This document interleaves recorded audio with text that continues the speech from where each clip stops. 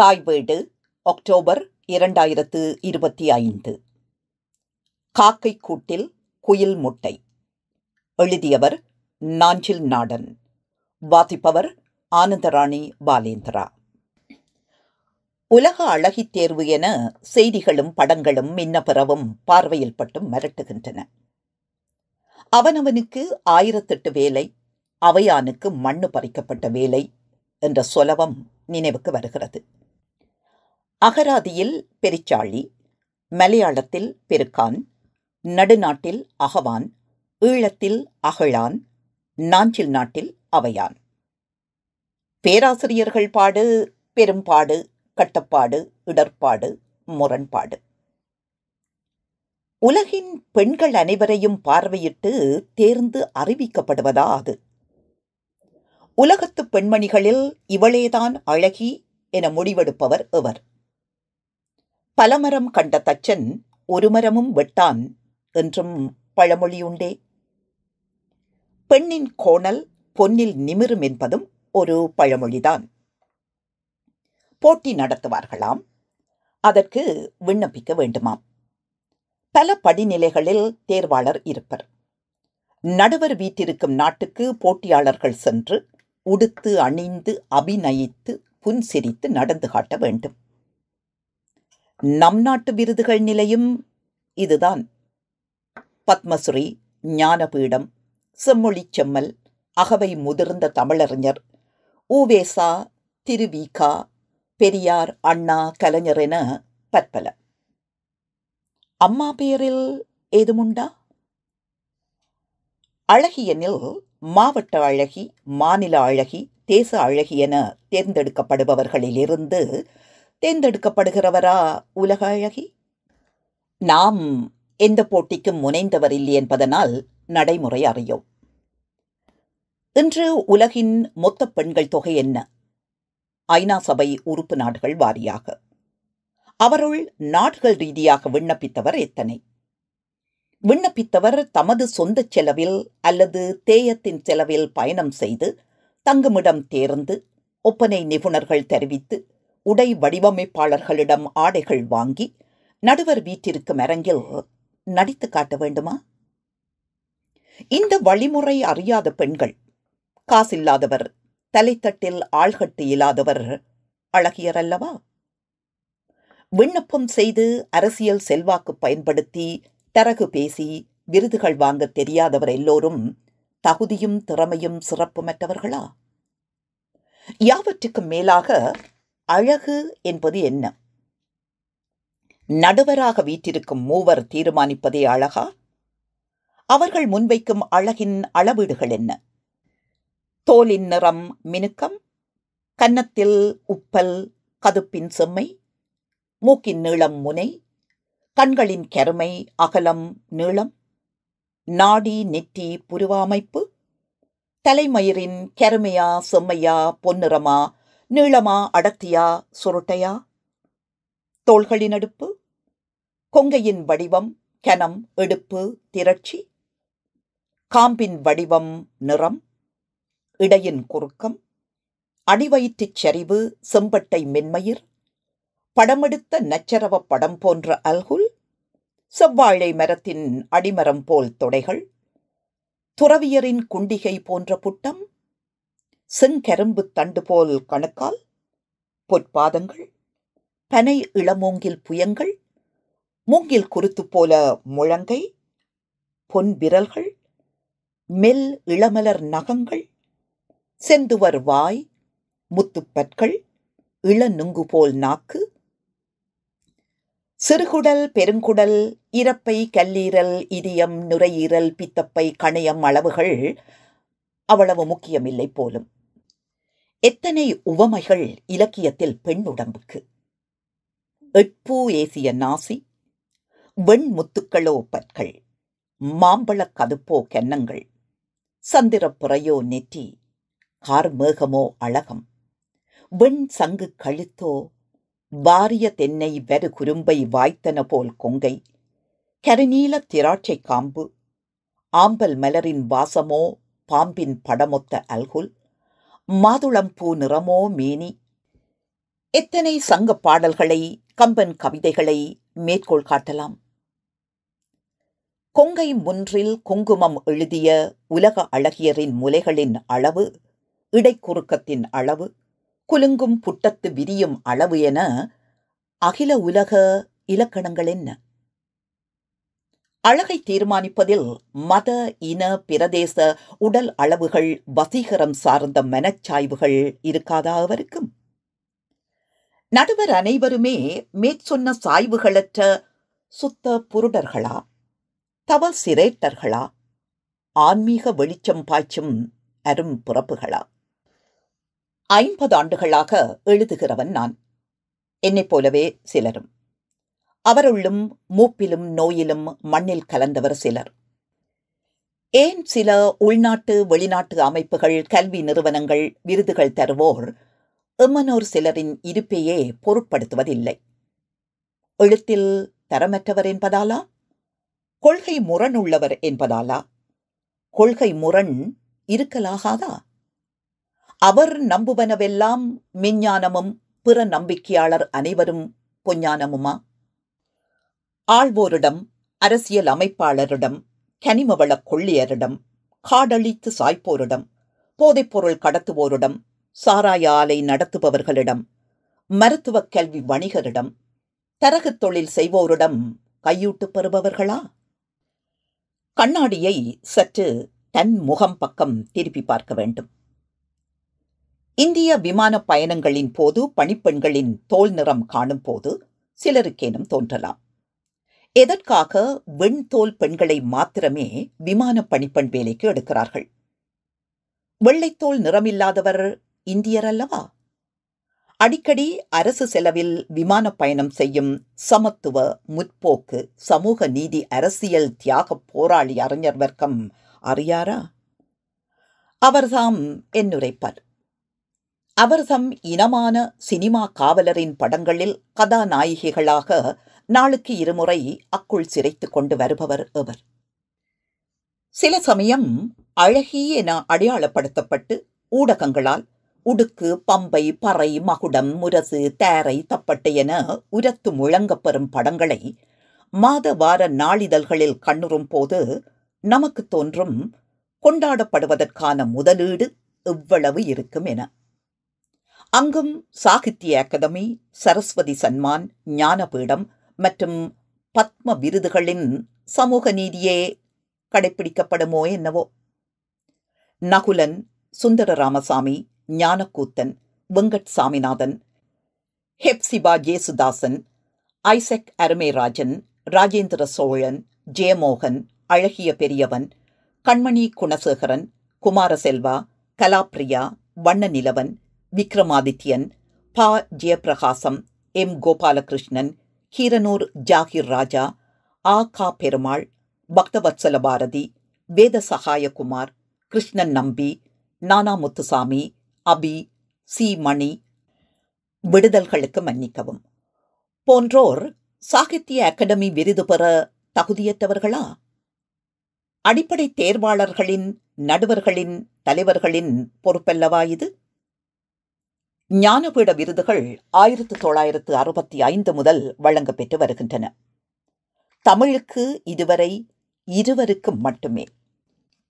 இந்தி 11, மராத்தி 4, மலையாளம் 6, கன்னடம் 9, வங்காளி 6 என வாங்கு. மற்ற மொழிகள் பற்றி நமக்கு தெரியாது. ஆனால் 55 ஆண்டுகள் தமிழில் இருவருக்கே தகுதியுண்டா? இலக்கிய தரம் தீர்மானிக்கும் சக்திகளை ஒத்ததாகவே அழகிகளை தீர்மானிக்கும் சக்திகளும் இருக்கும். உப்புக்கடல் நீர் பனங்கள்ளாக மாறினாலும், தினமுமே வெள்ளுவா தோன்றினாலும், குறித்த நேரத்தில் நகர பேருந்து காட்சி தந்தாலும், 5 பணம் வாங்கும் கட்டணக் கழிப்பறைகள், துர்நாற்றம், ஆபாசம், கேவலமான சுவரொட்டிகள் அற்றிருந்தாலும், கொலை, வன்புணர்வு, கையூட்டு வாங்கிய அதிகாரி கைது, கனிமவளக் கடத்தல், லாரி மோதி காவலர் பலி என செய்தியொன்று இல்லாத நாளொன்று இருந்தாலும், ஓர் எளிய கிராமத்தில் நெருக்கடியான சந்தில் தகரக்கூரை வீட்டில் வாழும் பெண் உலக அழகியாகி விடுவது சாத்தியமா?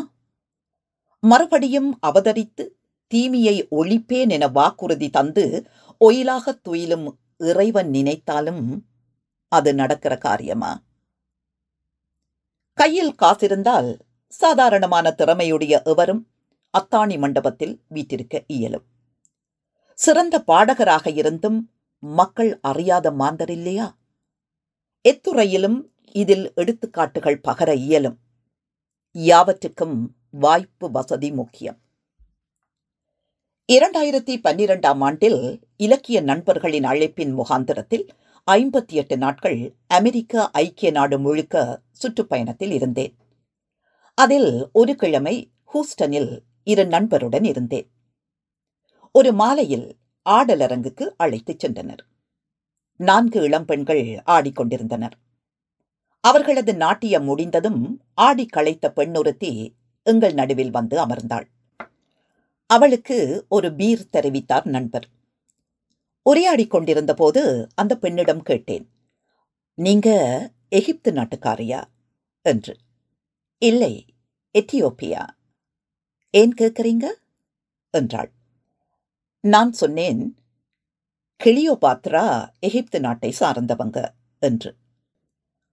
அந்த நாட்டியக்காரியின் முகத்தில் பூத்த வெட்கம் இன்றும் எனக்கு மணக்கிறது. நான் கிளியோபாத்ராவை பார்த்தவன் இல்லை. அவள் திருவள்ளுவருக்கும் 14 ஆண்டுகள் மூத்தவள். அந்த காலத்தில் வெளியான கிளியோபாத்ரா சினிமா பார்த்தேன் சில முறை. கல்லூரியில் 2ஆம் ஆண்டு பட்டப்படிப்பு படிக்கும் போது ஷேக்ஸ்பியரின் ஆண்டனி அண்ட் கிளியோபாட்ரா நாடகம் கற்றேன். ஆர்வம் காரணமாக அவரது அனைத்து படைப்புகளும் பின்னர் வாசித்ததுண்டு. இன்றும் என் கையில் தோல் அட்டையிட்ட 4 பாகங்களான ஷேக்ஸ்பியரின் முழு படைப்புகளும் புத்தக அடுக்கில் உண்டு. கல்லூரி நூலகத்தில் எங்களுக்கு ஆங்கிலம் கற்பித்த பேராசிரியர் VM ஸ்ரீதரமேனன், NS இந்திரன் என்போர். முன்னவர் கல்லூரி முதல்வரும் ஆவார். அவர்தான் என்னை புதுமுக வகுப்பில் அனுமதித்தவர். அவரது துணைவியார் மலையாள பேராசிரியர். கிளியோபாத்ரா காஷ்மீரத்து அஸ்ஸாமிய சிவப்பழகி அல்ல. எனில் அழகியனும் தகுதிக்கு வெண்தோல் சிறப்பு தகுதி அல்ல. நிறத்துக்கும் தொடை, இடுப்பு, தொப்புள், குழி, பிட்டம், கொங்கி அளவுகளுக்கு கணிசமான சிறப்பு மதிப்பெண்கள் தருவார்களா நடுவர்கள்? மாணவருக்கான பேச்சு போட்டிக்காக சில பள்ளிகளுக்கும் கல்லூரிகளுக்கும் நடுவராக சில முறை போயிருக்கிறேன். ஒரு மாணவன் உரையாற்றிச் சென்ற பின் பக்கத்தில் இருக்கும் இன்னொரு நடுவர் சொல்லியிருக்கிறார், நம்ம பையன் சார் என்று என்னிடம். நம்ம பையன் என்பது அவர் பையன் என்பதல்ல. அவருக்கு தெரிந்த பையன், உறவினர் பையன், ஊர்க்காரன், சாதிக்காரன் என்ற ஒன்றாக இருக்கலாம். ஈண்டு இன அரசியல் சார்புடைய அமைப்புகளின் விருதுகளுக்கான தேர்வுகளை பேசப் புகுந்தால் அது தன்படை வெட்டிச் சாதல் ஆகிவிடும். நான் வசிக்கும் வீட்டின் எதிர் வரிசையில் ஒரு வீட்டில் முன்பக்க சுற்றுச்சுவரில் பறவைகளுக்கு அரிசியும் தண்ணீரும் வைப்பார்கள். எங்கிருந்து புறப்பட்ட அரிசி என்பதை விளம்பினால் எந்த நாள் காண்பேன் இனி என நமக்கு இரங்கற்பா எழுத வேண்டியது வர நேரும். சுமார் 36 வீடுகளும் 4 காலி மனைகளும் 23 அடி அகலமுள்ள 4 வீதிகளும் கொண்ட எங்கள் நகரின் பின்புறம் தென்னை, வாழை, கரும்பு தோட்டங்கள் உண்டு. தினமும் 3-4 மைல்களை காணலாம். சேவலும் பெடையும் குட்டிகளுமாக ஈண்டு பெடை, பெட்டை, பேடு என்பன பெண்பாற் சொல்லி அன்றி மாற்றுத்திறனாளி என குறிப்பிடும்படியான பிரயோகம் அல்ல. காலையில் அரிசி கொத்தி தின்ன மயில்கள் வரும். அழகுள்ள பறவையே ஆனாலும் கிளிகள் காத்திருக்கும். அதேபோல் செம்போத்து எனப்படும் செண்பகம், புறாக்கள், மைனா என்று அரபிச் சொல்லால் குறிக்கப்பெறும் நாகணவாய், 7 சிஸ்டர்ஸ் எனப்படும் சாம்பல் குருவி, சிட்டுக்குருவிகள், கருங்காகம், காக்கை என. காக்கை வந்தால் புறா, கிளி, மைனா, சிட்டுக்குருவி, சாம்பல் குருவி எல்லாம் விடைத்து ஒதுங்கி நிற்கும். புள்ளினங்களுக்குள் இன்னும் சமூக நீதி கொண்டு வரவில்லை முற்போக்கு அரசுகள். எனவே ஆதிக்க சாதி பறவைகள் கொத்தி தின்று போகும் வரை அடிமை சாதிய புட்கள் காத்து நின்றன. படைப்படையாக பறவைகள் வந்தமர்ந்து அரிசி கொத்துவதை எனது சின்ன பேரன் பார்த்து நின்றான்.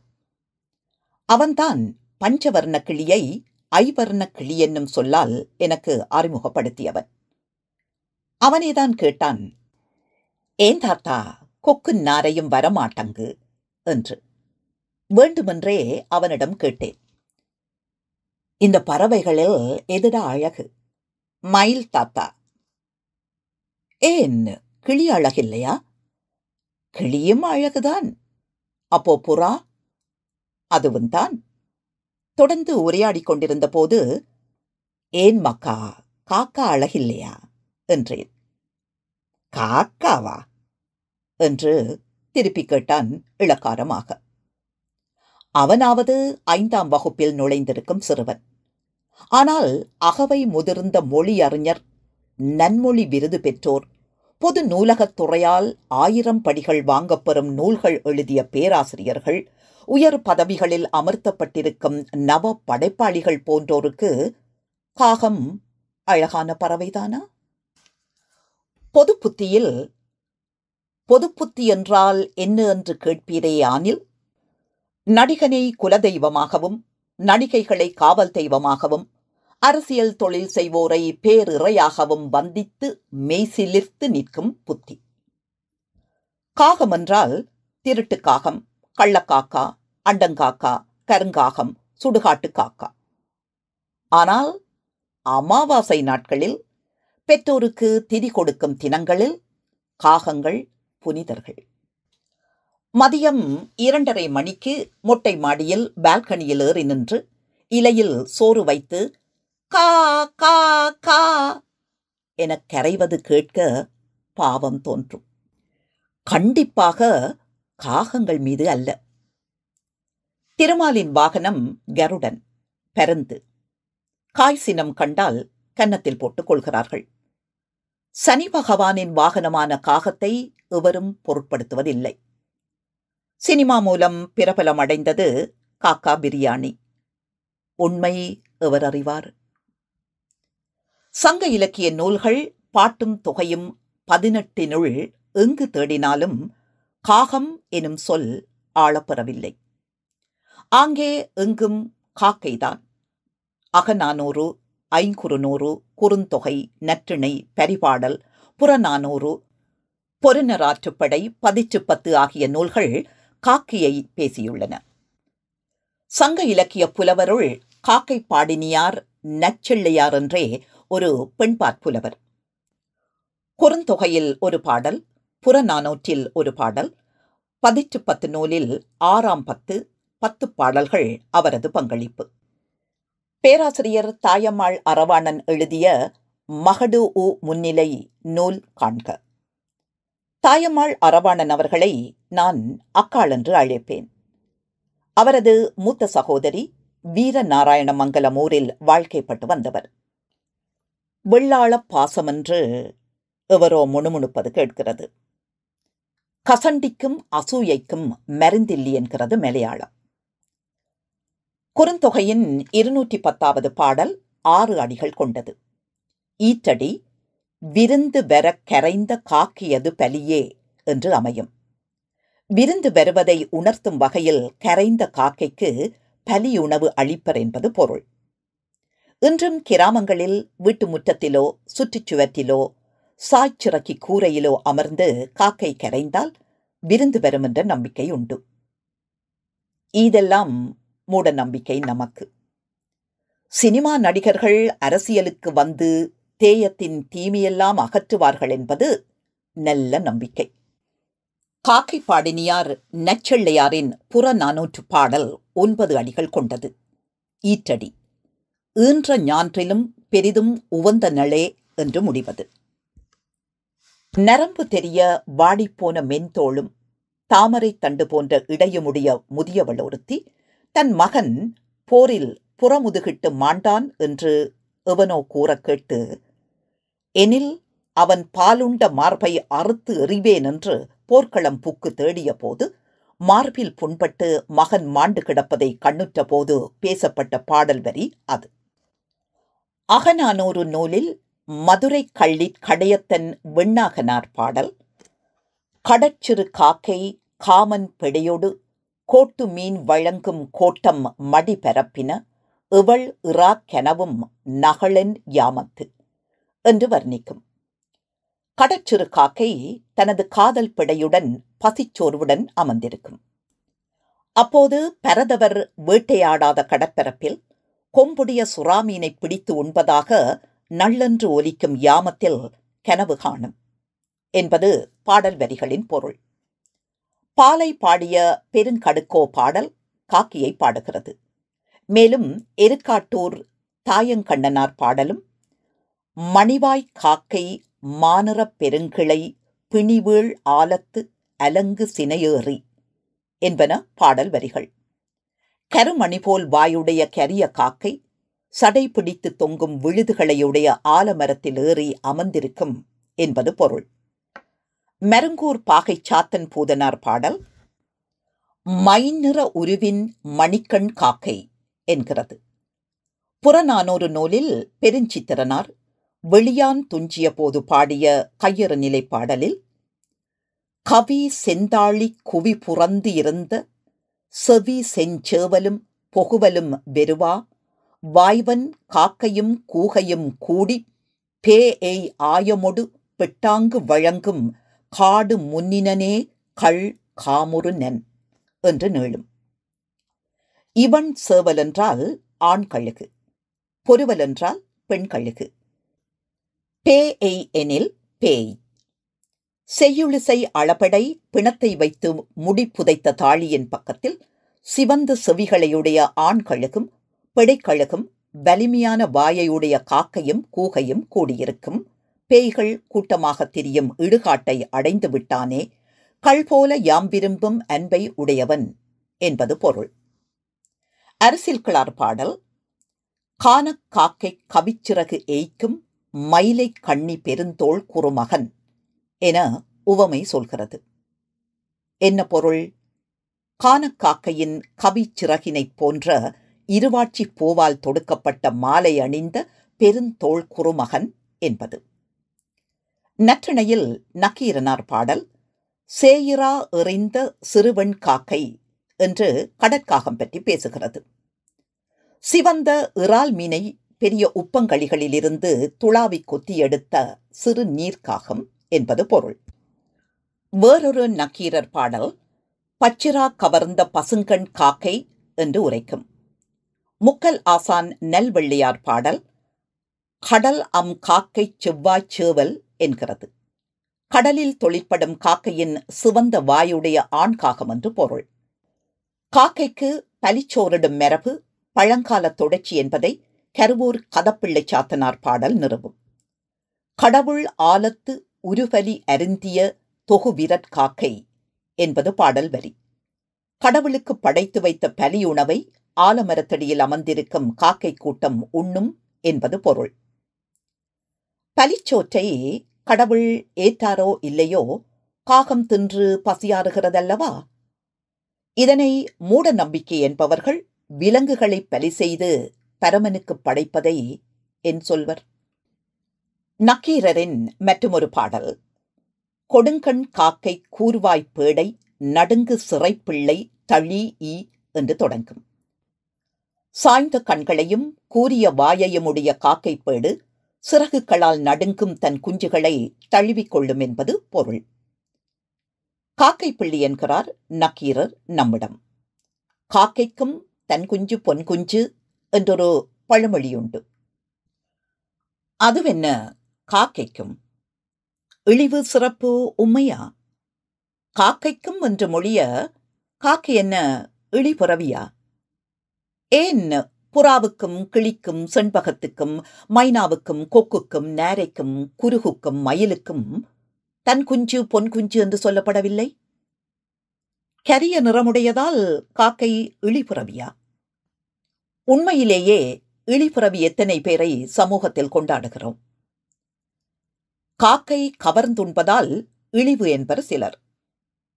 கள்ளக்காக்கை திருட்டுக்காகம் என்பர்.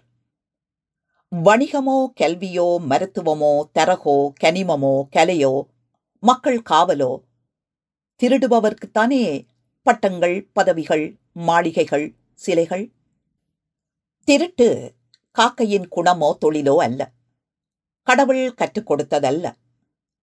முற்றத்திலோ மொட்டை மாடியிலோ நீங்கள் காய வைத்திருக்கும் சலங்கை வற்றல், கூழ் வற்றல், வடகம் என்பன அதற்கு உணவாகவே கண்ணில் படுகிறது.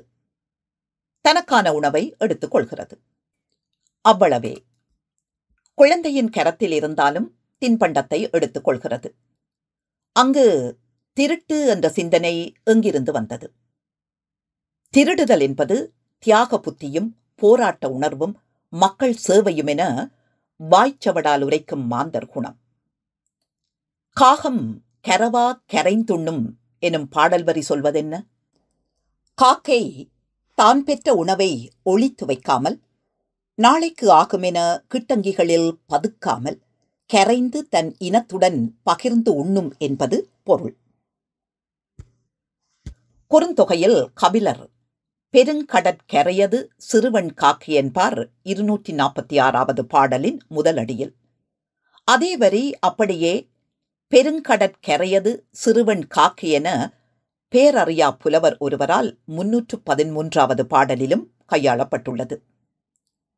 இதை எழுதிக் கொண்டிருக்கிற போது நித்யஸ்ரீ மகாதேவன் பாடல் வரி ஒலிக்கிறது. எத்தனையோ பிறவி எடுத்தெடுத்தே இழைத்தேன், இருவினை பயன்களை எண்ணி எண்ணி களைத்தேன் என்று.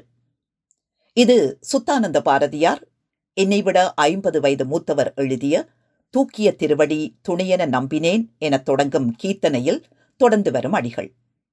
இராகம் சங்கராபரணம், தாளம் ஆதி. மதுரை மணியையரும் டி.கே. பட்டம்மாளும் இப்பாடலை பாடியிருக்கிறார்கள். நான் மேற்சொன்ன பாடல் வரிகளின் முதலடி இராமலிங்க வள்ளலும் பாடியிருக்கிறார். எத்தனையோ பிறவி எடுத்தெடுத்தே இழைத்தேன் என்று திரு அருட்பா 6ஆம் திருமுறையில். ஆமாம், கிரேட் மென் திங்க் அலைக். ஐங்குறு நூறு நூலில் 17வது பிரிவு சிறுவன் காக்கை 10. அம்மோவனார் பாடிய நெய்தல் திணை பாடல்கள். இந்த பகுதியின் 10 பாடல்களும் பெருங்கடற்கரையது சிறுவன் காக்கை என்றே தொடங்குகிறது. அதே நூலில் பாலை பாடிய ஓதலாந்தையார் மறுதரவு 10 பகுதியில் மறுவில் தூவின் சிறு கருங்காக்கை என்பார். மாசு மறுவற்ற சிறகுகளை உடைய சிறிய கருங்காக்கை என்பது பொருள். மறுவில் மாசு மறுவற்ற எனும் சொல்லுக்கு கம்பனின் மாற்று காசில் என்பதாகும். கம்பன் கூறுவான், காசில் கொற்றத்து இராமன் கதை அரோ என்று. திருவள்ளுவர் காக்கையை சிறப்பித்து பாடுகிறார் சுற்றந்தழால் அதிகாரத்தில். காக்கை கரவா கரைந்துண்ணும் ஆக்கமும் அன்ன நீரார்க்கே உள என்று. ஒளிவு மறைவின்றி உறவை அழைத்து உண்ணும் இயல்புடையது காக்கை. அவ்வாறு சுற்றம் பேணுவோரே வெற்றியும் செல்வமும் அடைவர் என்பது கவிஞர் சிற்பியுரை. காலமறிதல் அதிகாரத்து குரல் ஒலிக்கும். பகல் வெல்லும் கூகையை காக்கை இகல் வெல்லும் வேந்தருக்கு வேண்டும் பொழுது என்று. பகற்பொழுதில் காக்கை கோட்டானை வென்றுவிடும். ஏனெனில் கோட்டானுக்கு இரவில்தான் வலிமை. அகதே போல் மன்னரும் காலமறிந்து செயலாற்றினால் பகையை வென்றுவிடலாம் என்பது பொருள். தமிழ் எழுத்துக்களில் ககர வர்க்கம் மாத்திரமே பயின்று வரும் பாடல் ஒன்று. 15ஆம் நூற்றாண்டைச் சேர்ந்த புலவர் காளமேகம் யாத்த தனிப்பாடல் அது. காக்கைக்கா காகூகை, கூகைக்கா காகாக்கை, கோக்குக்கு காக்கைக்கு கொக்கொக்கு, கைக்கு காக்கைக்கு கைக்கா கா என்பது முழுப்பாடல். புலியூர் கேசிகன் உரை வருமாறு. காக்கைக்கு ஆகா கூகை. காக்கைக்கு கூகையை இரவில் வெல்லுதற்கு ஆகாது. கூகைக்கு ஆகா காக்கை. கூகைக்கு காக்கையை பகலில் வெல்லுதற்கு ஆகாது. அதனால் கோக்கு கூ காக்கைக்கு அரசனுக்காக அவன் நாட்டை பகைவரிடமிருந்து காப்பாற்றுகைக்கும், கொக்கு ஒக்க கொக்கை போல தகுதியான காலம் வரும் வரை காத்திருக்க வேண்டும். கைக்கு பகையை எதிர்த்து, காக்கைக்கு காப்பாற்றுவதற்கு கைக்கு ஐக்கு ஆஹா சாமர்த்தியமான தலைவனுக்கும் இயலாததாகி போய்விடும். காளமேகத்தை எண்ண நமக்கு கர்வமாகி போகும். வசைபாட காளமேகம் என்ற தலைப்பில் இக்கவிஞர் குறித்த எனது நீண்ட கட்டுரையொன்று உயிர் எழுத்து ஜூலை 2018 இதழில் வெளியானது. பிறகு பாடுக பாட்டே என்ற என் கட்டுரை தொகுப்பில் சேர்க்கப்பெற்றது. விஜயா பதிப்பகம் வெளியீடு. பாரதியை சொல்லாமல் யாம் காக்கையை கடந்து போவது எங்கனம்? காலை எழுந்திருத்தல், காணாமலே புணர்தல், மாலை குளித்து மெனை புகுதல், சால உற்றாரோடு உண்ணல் உறவாடல், இவ்வாறு கற்றாயோ காக்கை குணம் என்பார் பாரதி. காக்கை காணாமலே புணர்கிறது. சினிமாக்களில் கோடி மக்கள் காணும்படி கலவி காட்சி அமைக்கிறார்கள். சின்ன வயதில் சிறுவருக்கான பாடல் ஒன்றிருந்தது. காக்கா கண்ணுக்கு மை கொண்டு வா, குருவி கொண்டைக்கு பூ கொண்டு வா, பசுவே கிண்ணத்தில் பால் கொண்டு வா, பச்சை கிளியே பழம் கொண்டு வா என்று. காக்காவின் கரிய நிறம்தானே அதனை மை கொண்டு வர பணிக்கிறது. காக்கை கூட்டில் குயில் முட்டையிடும் செய்தியும் உண்டு. திருமந்திரம் 2ஆம் தந்திரத்தில் திருமூலர் சொல்வார், குயிற்குஞ்சு முட்டையை காக்கை கூட்டிட்டால் அயிர்ப்பின்றி காக்கை வளர்க்கின்றது போல் இயக்கில்லை போக்கில்லை ஏனென்பதில்லை மயக்கத்தால் காக்கை வளர்க்கின்றவாறே என்று. அந்த அப்பாவி காக்கைக்குத்தான் இத்தனை அவப்பெயர். நமக்கும் கிளி, மைனா, புறா, செம்போத்து, சிட்டு, தேன் சிட்டு, மயில் என்பன அழகு. காக்கை அழகில்லை. சினிமா நடிகையர் 87 வயதானாலும் கவர்ச்சிக்கன்னி. இராச்சிய சபா இருக்கை, பாரத ரத்னா யாவற்றுக்கும் தகுதியானவள். ஆனால் காய்கறி விற்கிறவர், மீன் விற்கிறவர், குப்பை சேகரிப்பவள் அழகாக இருந்தாலும் துச்சமானவள். ஓங்கி உரத்து ஒலித்து கம்பலை செய்து முற்போக்கும் சமூக நீதியும் சமத்துவமும் யுக புரட்சியும் உரைக்கும் மெய்ப்பர்களின் அழகு பற்றிய இலக்கணம் என்ன? இலக்கியங்களில் அழகு குறித்து இவர் எத்தனை பாக்கள் இயற்றியிருந்தாலும் நமக்கு அழகி என்றால் சினிமா நடிகை மட்டுமே. சர்வசாதாரணமாக நாம் செவிமடுக்கும் சொற்றொடர் கருப்பா இருந்தாலும் களையா இருக்கா என்பது. அதுவென்ன கருப்பாக இருந்தாலும்? அத்தொனி சுட்டுவது எதை? கருப்பு நிறம் என்பது மலிந்த நிறமா?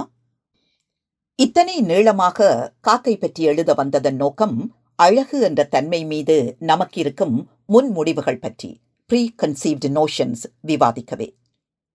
ஊரில் சொல்வார்கள், திருமண வரன் பற்றி பேசும்போது, பொண்ணு கருப்புதான், ஆனா 100 பவுன் உருப்படியும் தென்னந்தோப்பும் வீடும் உண்டு என்று. காசும் பவுனும் சொத்தும் இருந்தால் கருப்பு ஒரு பிரச்சனை இல்லை. காக்கை குளிச்சால் கொக்காக்கி இல்லா என்பது மலையாள பழமொழி. நமது கேள்வி, காக்கை எதற்கு கொக்கு ஆக வேண்டும்? கண்ணனை கார்மேக வண்ணன் என்றுதானே இலக்கியங்கள் பகர்கின்றன. காக்கை சிறகினிலே நந்தலாலா நின்றன் கரிய நிறம் தோன்றுதையே நந்தலாலா என்றுதானே பாரதியார் பாடினார்.